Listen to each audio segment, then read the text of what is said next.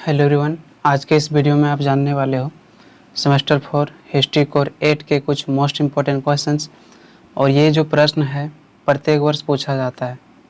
मैंने previous year का question देखा तो मैंने देखा कि प्रत्येक वर्ष जो है कुतुबुद्दीन ऐबक के बारे में पूछा गया है। इसीलिए जो है हमने इस प्रश्न को लिया है। तो चलिए आज के इस वीडियो को हम लोग स्टार्ट करते हैं। प्रश्न संख्या 13 है, कुतुबुद्दीन ऐबक की उपलब्धियों का वर्णन करें। आपको इसमें पूछा गया है कि जो गुलाम वंश के संस्थापक थे कुतुबुद्दीन ऐबक, उसके बारे में पूछा गया है कि उन्होंने किस प्रकार से गुलाम वंश की स्थापना किया, उनकी क्या उपलब्धियां रही, उन्होंने किन किन कार्यों को किया, उनकी योग्यताएं क्या थी। तो इन सभी बिंदुओं को जो है हम इस प्रश्न के माध्यम से आपको बताने वाला हूं। तो चलिए हम लोग इसका आंसर को स्टार्ट करते हैं, बिल्कुल आसान से आसान शब्दों में, ताकि केवल जो है आपको एक बार सुनकर ही याद हो जाए। सबसे पहले जो है आपको इंट्रोडक्शन देना है, यानी कि परिचय। कुतुबुद्दीन ऐबक जो था गुलाम वंश की स्थापना किया था, इसीलिए इन्हें गुलाम वंश का संस्थापक माना जाता है। ऐबक मोहम्मद गौरी का सबसे योग्य गुलाम था। गौरी सबसे अधिक ऐबक पर ही विश्वास रखता था। ऐबक तुर्क से था। इन्हें तुर्किस्तान का रहने वाला एक व्यक्ति ने बचपन में दास के रूप में नासापुर के बाजार में लाया और काजी फखरुद्दीन को बेच दिया। कुतुबुद्दीन ऐबक के बारे में कहा जाता है कि जो कुतुबुद्दीन ऐबक था यह गुलाम वंश का संस्थापक था, जिन्होंने गुलाम वंश की स्थापना की थी। कुतुबुद्दीन ऐबक जो था मोहम्मद गौरी का गुलाम था, है ना। पहले मोहम्मद गौरी का गुलाम कुतुबुद्दीन ऐबक था और बाद में जो है इन्होंने गुलाम वंश की स्थापना किया। कुतुबुद्दीन ऐबक के बारे में कहा जाता है कि यह जो है तुर्क का रहने वाला व्यक्ति था। तुर्क के रहने वाले ही एक व्यक्ति ने बचपन में इन्हें दास के रूप में नासापुर बाजार में लाकर और इन्हें काजी फखरुद्दीन को बेच दिया। इन्होंने ऐबक को धनुष विद्या और घुड़सवारी की शिक्षा दिया था। इस समय जो है कुतुबुद्दीन ऐबक कुरान शरीफ भी पढ़ना सीख गया था, इसीलिए यह कुरान पढ़ने वाला के नाम से भी प्रसिद्ध था। जिसके बाद ऐबक को दोबारा नेसिक बाजार में मोहम्मद गौरी को बेच देता है। मोहम्मद गौरी के पास आने के बाद अपनी ईमानदारी, प्रतिभा और योग्यता से उनका दिल जीत लिया, जिसके कारण मोहम्मद गौरी के करीब आ गया और इन्होंने गौरी के सभी कार्यों में साथ देता है। कि कुतुबुद्दीन ऐबक को जो है दोबारा काजी फखरुद्दीन ने धनुष विद्या दिया, घुड़सवारी शिक्षा दिया और यहाँ तक कि कुरान शरीफ पढ़ाना भी सिखा दिया था, जिसके कारण ही कुतुबुद्दीन ऐबक को कुरान खां के नाम से भी जाना जाता है। जिसके बाद जो है फखरुद्दीन काजी ने इन्हें नैसापुर के बाज़ार में लाकर दोबारा बेच दिया और इस समय जो है मोहम्मद गौरी ने इसे खरीदा। मोहम्मद गौरी के सभी कार्यों में इन्होंने भाग लिया और ऐबक एक योग्य व्यक्ति था, जिसके कारण धीरे धीरे मोहम्मद गौरी के करीब जाता गया। मोहम्मद गौरी के पास आने के बाद अपनी ईमानदारी, प्रतिभा और योग्यता से उनका जो है दिल जीत लिया, जिसके कारण मोहम्मद गौरी के करीब आ गया और गौरी के सभी कार्यों में साथ दिया। जैसे कि हमने आपको बताया, ऐबक ने कई युद्धों में गौरी का साथ देकर उन्हें जीत हासिल करवाया। इससे खुश होकर मोहम्मद गौरी ने ऐबक को शाही घुड़साल के पद पर नियुक्त किया। ऐबक ने मोहम्मद गौरी को तराइन के युद्ध में भी अहम योगदान निभाया, जिसके कारण गौरी इससे प्रसन्न होकर कोहराम के प्रशासक के रूप में नियुक्त किया गया। ऐबक ने 1192 ईस्वी से 1206 ईस्वी तक कई राज्यों में विजय प्राप्त किया। इन्होंने गौरी के प्रतिनिधि के रूप में उत्तरी भारत के राज्य को भी जीत लिया था। कुतुबुद्दीन ऐबक के बारे में कहा जाता है कि इन्होंने मोहम्मद गौरी का सभी युद्धों में साथ दिया। यहाँ तक कि जो तराइन युद्ध 1191-92 में हुआ था, उस समय जो है इन्होंने उनका बहुत अधिक साथ दिया और इन्होंने जो है कई युद्धों में उन्हें सफलता भी दिलाया, जिसके कारण धीरे धीरे जो है कुतुबुद्दीन ऐबक को बड़े पद दिया जाने लगा और अंत में जो है इन्हें कुछ क्षेत्रों को दे दिया ताकि वहाँ पर यह अपना शासन व्यवस्था को चला सके। इस प्रकार से जो है इन्होंने कुतुबुद्दीन ऐबक के साथ सभी युद्धों में भाग लेकर उनका दिल जीत लिया और आगे चलकर जो है कुतुबुद्दीन ऐबक गुलाम उनका स्थापना करता है। अब हम लोग जानते हैं कुतुबुद्दीन ऐबक के उपलब्धियों के बारे में। ऐबक ने मोहम्मद गौरी का साथ 1205 में खोखरो जाटों के विरुद्ध युद्ध के समय साथ दिया। गौरी ने इस विद्रोह का क्रूरतापूर्वक दमन किया, जिसके बाद मोहम्मद गौरी का मृत्यु हो जाता है। अनेक इतिहासकारों का यह कहना है कि मोहम्मद गौरी ने खोखर जाटों के आक्रमण के समय ही ऐबक को भारत का उत्तराधिकारी औपचारिक रूप से नियुक्त किया था, लेकिन विद्वानों ने इनके बारे में स्पष्ट रूप से नहीं बताया कि उन्होंने उत्तराधिकारी के रूप में ऐबक को नियुक्त किया था। जबकि कुछ विद्वान का कहना है कि मोहम्मद गौरी के पास समय नहीं मिला कि ऐबक को उत्तराधिकारी बना सके, क्योंकि उनका मृत्यु अचानक हो गया।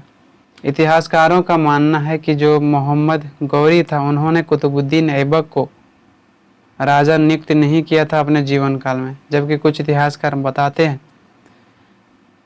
कि कुतुबुद्दीन ऐबक को सिंहासन पर इसलिए ने बैठाया था क्योंकि जब तक कुतुबुद्दीन ऐबक को सिंहासन पर बैठाता या राजा बनाता, तब तक जो है मोहम्मद गौरी का अचानक मृत्यु हो गया, और मृत्यु हो जाने के कारण उन्होंने उत्तराधिकारी के रूप में इन्हें नियुक्त नहीं कर पाया। तो इस प्रकार से इतिहासकारों के बीच इस बात को लेकर मतभेद है। उसके बाद जो है फर्स्ट पॉइंट आपको बनाना है, तुर्की सरदारों का सहयोग। भारत में अपनी स्वतंत्र सत्ता को स्थापित करने के लिए ऐबक ने वैवाहिक संबंधों को बनाया। इन्होंने सरदारों के राजाओं से वैवाहिक संबंध इसलिए बनाता था ताकि उस राज्य पर इसका नियंत्रण रहे, क्योंकि शासकों द्वारा अपने बहन या बेटी का विवाह ऐसे राजा से करवाता था जो शक्तिशाली राजा होते थे, जिससे उन्हें उस राज्य से युद्ध का कोई खतरा नहीं होता था और उस राज्य का नियंत्रण भी उनके हाथों में आ जाती थी और इनका शक्ति भी मिलता था। इसी प्रकार से ऐबक ने सरदार राजा कुपाचा से अपनी बहन का विवाह करा दिया था ताकि इनको वहां से सहायता मिल सके। यानी कि इसमें यह कहा गया है कि भारत में अपनी स्वतंत्र सत्ता को स्थापित करने में तुर्की सरदारों का जो है कुतुबुद्दीन ऐबक को बहुत अधिक सहयोग मिला। कुतुबुद्दीन ऐबक के बारे में कहा जाता है कि कुतुबुद्दीन ऐबक ने भारत में अपनी सत्ता को मजबूत करने के लिए सरदारों से वैवाहिक संबंध स्थापित करने का प्रयास किया। इस समय जो है कुतुबुद्दीन ऐबक ने अपनी बेटी या बहनें की विवाह ऐसे राजा से या ऐसे शासक से करना चाहते थे जो इस क्षेत्र में शक्तिशाली राजा होते थे। इनसे इन्हें कई लाभ होता था। पहला लाभ यह होता था कि उस राज्य से इनको खतरा नहीं होता था।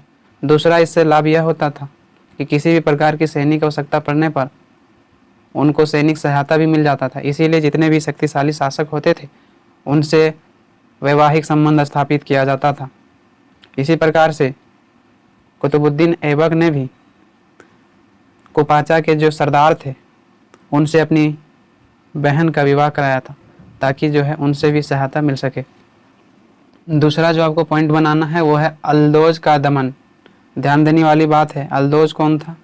तो ये भी मोहम्मद गौरी का ही सेनापति था। उनके 3 सेनापति प्रमुख थे जिनमें से अल्दोज भी एक था।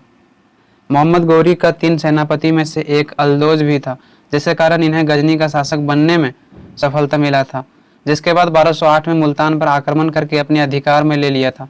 जिसके बाद ऐबक ने लगातार 40 दिन तक गजनी पर आक्रमण किया और उन्हें जीत लिया।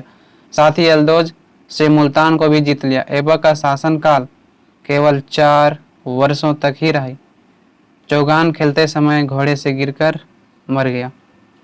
यानी कि कुतुबुद्दीन ऐबक के बारे में यह कहा जाता है कि कुतुबुद्दीन ऐबक का जो है अल्दोज से संघर्ष हुआ। अल्दोज कौन था? तो जिस प्रकार से कुतुबुद्दीन ऐबक जो है मोहम्मद गौरी का सेनापति था, उसी प्रकार से जो है अल्दोज भी मोहम्मद गौरी का ही सेनापति था।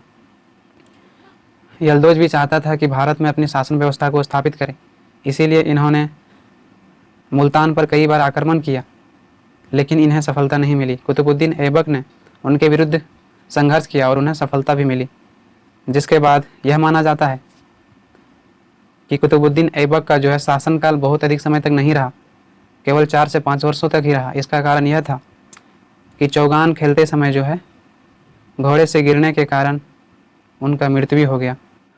उसके बाद आपको नेक्स्ट हेडिंग बनाना है ऐबक द्वारा निर्माण कार्य। ऐबक ने किन किन कार्यों को किया था। तो ऐबक दिल्ली का सुल्तान बनने के बाद दिल्ली राजधानी में नगर विकास पर भी ध्यान दिया। ऐबक ने जिस मस्जिद का निर्माण करवाया था उसका नाम था कुव्वतुल इस्लाम मस्जिद, जो भारत में सबसे पहले इस्लाम धर्म के लिए बनवाया गया था। दूसरा मस्जिद इन्होंने पृथ्वीराज तृतीय के किले में 27 जैन मंदिरों को तोड़कर बनवाया था। यह मस्जिद 2.5 दिन का झोपड़ा के नाम से प्रसिद्ध है। कहा जाता है कि इस स्थान पर ही पृथ्वीराज द्वारा पाठशाला का निर्माण करवाया गया था। उन्हें तोड़कर ऐबक ने 2.5 दिन का झोपड़ा मस्जिद का निर्माण कराया। ऐबक द्वारा तीसरा महत्वपूर्ण कार्य सूफी संत के लिए कुतुब मीनार का निर्माण कार्य को शुरू किया था, लेकिन इनका अचानक मृत्यु हो जाने के कारण कुतुब मीनार का निर्माण कार्य पूरा नहीं करा सका। कुतुबुद्दीन ऐबक का जो निर्माण कार्य है उनमें से यह कहा जाता है कि इन्होंने जो है दिल्ली राजधानी में नगर विकास पर बहुत अधिक ध्यान दिया। ऐबक ने जिस मस्जिद को बनवाया था उसे कुव्वतुल इस्लाम मस्जिद के नाम से जाना जाता है। ऐसा माना जाता है कि कुव्वतुल इस्लाम मस्जिद जो था भारत में पहला मस्जिद बनाया गया था इस्लाम धर्म के लिए। इस प्रकार से जो है इनका जो तीसरा कार्य था वो था सूफी संत के लिए कुतुब मीनार का निर्माण करवाना। लेकिन जब कुतुब मीनार का निर्माण कार्य करवाया जा रहा था उसी दौरान अचानक से इनका मृत्यु हो जाता है, जिसके कारण कुतुब मीनार का कार्य को कुतुबुद्दीन ऐबक पूरा नहीं करा पाता है। जो आगे चलकर जो इनका उत्तराधिकारी बनेगा इल्तुतमिश, वह इस कार्य को पूरा करेगा। तो इस प्रकार से यहाँ पर समाप्त होता है। आई होप आप सभी को समझ में आया होगा। अगर केवल इस प्रश्न का PDF नोट्स लेना चाहते हो तो डिस्क्रिप्शन में इसका लिंक दिया हुआ है, वहाँ पर जाके क्लिक करो, आसानी से पूरा PDF खुल जाएगा। मैं आपको एक इम्पोर्टेंट बात और बताना चाहूँगा। मेरा पूरा प्रयास रहता है कि जल्दी से जल्दी सारा प्रश्न अपलोड कर दूँ गूगल पर, लेकिन एक्चुअली में एक बहुत बड़ी समस्या हो गई थी। लगभग 10 जून को हमने मात्र 3 से 4 डेज में 70 प्रश्न को अपलोड कर दिया था, जिसके कारण जो है गूगल ने मेरा वेबसाइट को सस्पेंड कर दिया था, क्योंकि अचानक से आप इतना प्रश्न अपलोड नहीं कर सकते हो। और हमने रात दिन एक करके आप लोगों के लिए लगभग 70 से प्लस प्रश्न को अपलोड किया था, तो बहुत मुश्किल का सामना करना पड़ा। दूसरी बात है कि ना ही मुझे बहुत अधिक कोडिंग आता है, ना ही और कुछ, ना ही मैं वेबसाइट डिज़ाइनर हूँ, इसलिए थोड़ा सा समस्या हो रहा है। खुद से ही सारा कुछ करना पड़ता है। मुझे लगा 5 से 6 आवर और मैं आप लोगों के लिए वेबसाइट फिर से जो है चालू करवा दिया हूं, तो आप लोगों को कोई समस्या नहीं रहेगी। वेबसाइट सस्पेंड होने का एक कारण और था कि अचानक से लगभग एक ही दिन में लगभग 8000 स्टूडेंट ने विजिट कर दिया था, जो बहुत बड़ी संख्या थी। हमने सेटअप नहीं किया था, हमने इतना सोचा नहीं था कि इतना ज़्यादा स्टूडेंट 3 से 4 दिन में जुड़ जाएगा। और 3 या 4 डेज़ में लगभग 8 से 10 हज़ार स्टूडेंट वेबसाइट पर जुड़ गया है ना। तो ओवरलोडिंग के कारण भी सस्पेंड कर दिया गया था। तो इन सभी समस्याओं को हमने समाधान किया है। बाकी आप लोगों को जो है अब कोई समस्या नहीं होगी। और जैसे जैसे समस्या होती है आप लोग कमेंट में ज़रूर बताना। कुछ लोगों ने जो है मुझे कमेंट में बताया था, इसीलिए हम इस समस्याओं का समाधान कर पाएँ। तो आप लोगों को अगर किसी भी प्रकार की समस्या होती है तो कमेंट बॉक्स में ज़रूर बताएं, ताकि जहाँ तक हो सके हम उन समस्याओं को समाधान करने का प्रयास करेंगे। तो आप लोगों को बिल्कुल चिंता करने की कोई बात नहीं है, अभी भी बहुत समय है आप लोगों के एग्ज़ाम में। आप लोगों को घबराने की कोई आवश्यकता नहीं है, आप लोगों के पास अभी भी बहुत समय है। दिन रात मिला के 24 घंटे होते हैं। आपने अगर सोच लिया 15 डेज़ 24 घंटे में हमें 18 घंटा ही पढ़ने हैं, तो मैं पढ़ूँगा क्योंकि मुझे अच्छा मार्क्स लाने हैं। तो आप जो है पढ़ पाओगे, क्योंकि आपको यह सोचना ही पड़ेगा कि पढ़ने वालों की संख्या बहुत अधिक है। ऐसे में आप अगर लोगों से अधिक मेहनत नहीं करोगे, लोगों से कुछ अलग हटके नहीं करोगे, तो आप लोगों से अलग कैसे दिखोगे, भीड़ से अलग कैसे दिखोगे। तो इसलिए लोगों से आपको अलग दिखना है, भीड़ से अलग दिखना है, तो लोगों से आपको अधिक मेहनत करना पड़ेगा। कोई भी ऐसा इंसान नहीं है जिसको पढ़ने का मन करता है। मैं खुद आप लोगों को बताता हूँ, मैं UPSC का जो है तैयारी करता हूँ और मुझे कई बार लगता है कि पढ़ाई वगैरह छोड़ देना चाहिए। फिर भी मैं जानता हूँ कि अगर इतना ही आसान होता तो हर इंसान सफल होता है ना। तो जितने भी बार असफलता होगी उससे आपको नहीं घबराना है। असफलताओं में ही लोगों को सफलता मिलता है, तो असफलता से लोगों को घबराना नहीं है। हमने वेबसाइट के दौरान कई असफलता देखा, कई बार समस्या हुआ, फिर भी मैंने हार नहीं माना और आप लोगों के लिए रात दिन एक कर वेबसाइट डिज़ाइन किया और सफलता भी मिल रही है, और आप लोगों का जो है इससे लाभ भी मिल रहा होगा, तो कमेंट बॉक्स में ज़रूर बताएं। तो बिल्कुल चिंता करने की कोई बात नहीं है, बहुत जल्द सारा प्रश्न आपको मिलेगा 5 से 10 डेज़ के अंदर। तो आज के लिए इतना ही, बहुत ज़्यादा हमने बोल दिया है लगता है लोगों से। बहुत जल्द हम मिलते हैं नेक्स्ट वीडियो में, तब तक के लिए जय हिंद, जय भारत।